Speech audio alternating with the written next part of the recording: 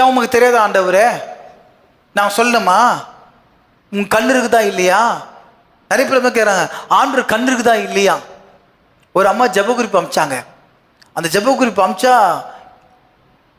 எனக்கே நொந்து போயிட்டேன்.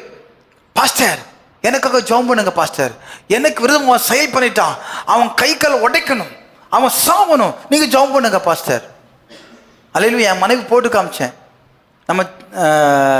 நம்ம சபையில் வரக்கூடிய ஒரு சிஸ்டருக்கு காமிச்சேன். அப்போ பாஸ்டர் என்ன பாஸ்டர் இது இப்படிலாம் அனுப்புகிறாங்க?